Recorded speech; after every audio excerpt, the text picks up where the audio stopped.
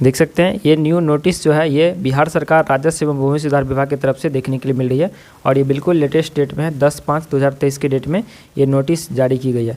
इस नोटिस में क्या है वो मैं आपको बाद में बताऊंगा। पहले मैं आपको अपडेट दे दूं जो इम्पोर्टेंट है ये कि जो भी ऐसे कैंडिडेट हैं जो अभी तक स्पेशल सर्वे जो LRC की वैकेंसी निकली है उसमें अगर अभी तक आप फॉर्म फिल नहीं किए हो तो उसका जो लास्ट डेट है 12/5/2023 है। तो इस डेट से पहले ज़रूर से आप लोग अप्लाई कर लीजिएगा। आज 11 हो गया, कल तक लास्ट डेट है, कल तक रात 12 बजे तक लिंक एक्टिवेट रहेगा।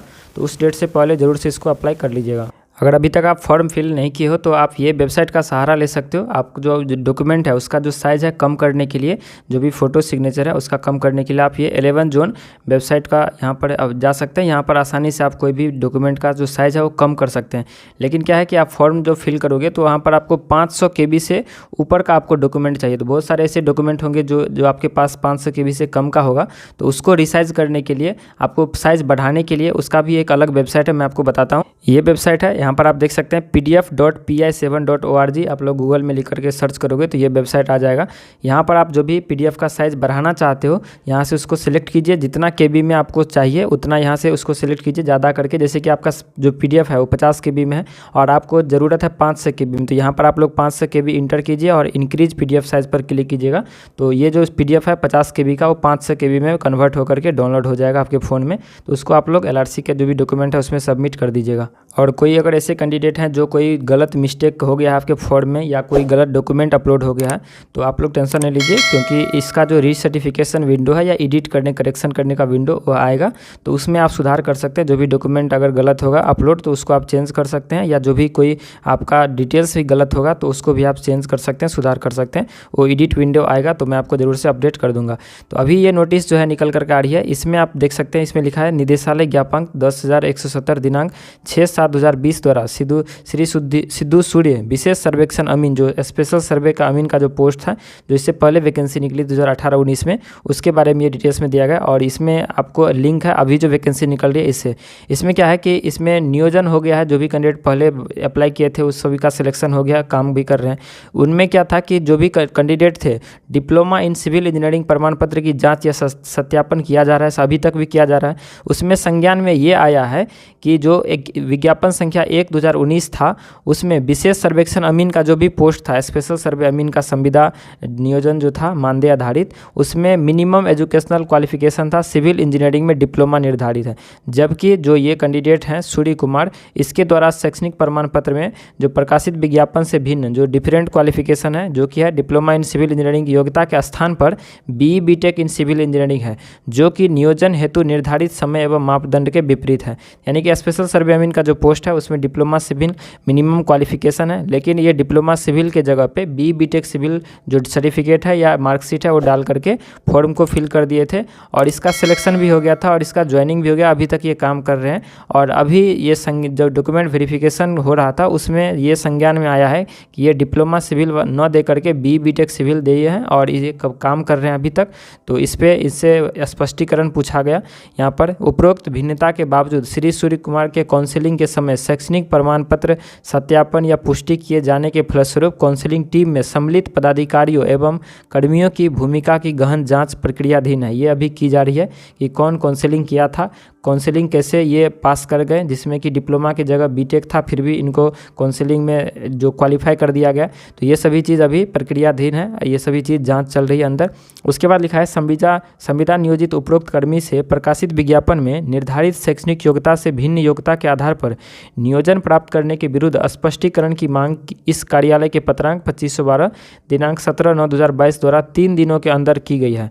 उसके बाद है कि निर्धारित तिथि एवं समय तक संबंधित संविदा कर्मी द्वारा अपना स्पष्टीकरण समर्पित किया गया है। स्पष्टीकरण में यह तथ्य अंकित किया गया है कि विज्ञापन संख्या 1/2019 में विशेष सर्वेक्षण अमीन हेतु न्यूनतम शैक्षणिक योग्यता एवं अर्हता सिविल इंजीनियरिंग में डिप्लोमा है, परंतु विज्ञापन में उच्चतम योग्यता एवं अर्हता का कोई जिक्र नहीं है। साथ ही अंकित किया गया है कि इसके द्वारा गलत प्रमाण पत्र नहीं दिया गया है। उसके बाद लिखा है कि प्राप्त स्पष्टीकरण के आलोक में संचिका में रक्षित अभिलेखों का अवलोकन किया गया। अवलोकन उपरांत यह पाया गया कि विज्ञापन संख्या 1/2019 में विशेष सर्वेक्षण अमीन हेतु प्रकाशित विज्ञापन में नियोजन हेतु मैट्रिक का 10% एवं डिप्लोमा का 90% वेटेज दिए जाने का प्रावधान है। उक्त विज्ञापन में BTech इन सिविल इंजीनियरिंग प्रमाण पत्र को वेटेज देने का कोई प्रावधान नहीं है। चूंकि विशेष सर्वेक्षण अमीन के पद हेतु न्यूनतम शैक्षणिक योग्यता डिप्लोमा है एवं श्री सूर्य कुमार डिप्लोमाधारी नहीं है, ऐसी स्थिति में इनके द्वारा समर्पित स्पष्टीकरण में दिए गए तथ्य को स्वीकार नहीं किया जा सकता है। तो ये चीज़ यहाँ से क्लियर हो गया कि इसमें जो मिनिमम क्वालिफिकेशन है स्पेशल सर्वे अमीन का वो डिप्लोमा है, और जो डिप्लोमाधारी नहीं है वो BTech जैसे कोई किया है तो वो लोग इसमें अगर अप्लाई करेंगे भी तो उनका इस बार काउंसिलिंग में ही रिजेक्ट कर दिया जाएगा। उसके बाद यहाँ पर लिखा है कि अतः प्रकाशित विज्ञापन में निर्धारित न्यूनतम शैक्षणिक योग्यता एवं अर्हता से भिन्न जो शैक्षणिक योग्यता प्रमाण पत्र रहने के कारण संविदा नियोजन हेतु टर्म्स ऑफ असाइनमेंट की कंडिका 4 के निहित प्रावधान के आलोक में श्री सिद्धू सूर्य विशेष सर्वेक्षण अमीन का नियोजन तत्काल प्रभाव से समाप्त किया जाता है। तो इसका जो है यहाँ पर सस्पेंड कर दिया गया है। ये जो पहले ये काउंसिलिंग में ही हो जाता तो बाद में इतना लंबा चौड़ा नहीं लगता, लेकिन काउंसिलिंग में नहीं हुआ तो ये किसी तरह काउंसिलिंग पास हो गए, जिसके कारण से अभी इनसे स्पष्टीकरण पूछा गया था कि आप डिप्लोमा सिविल न डाल करके BTech सिविल डाले हैं। तो इस पर ये स्पष्टीकरण का जवाब दिया गया, जिनका जवाब सुना गया और उसके बाद इसमें जो है इसका सस्पेंड किया गया है। इसका जो टर्म्स ऑफ असाइनमेंट के थ्रू इसका जो कैंडिडेचर है वो रद्द कर दिया गया है।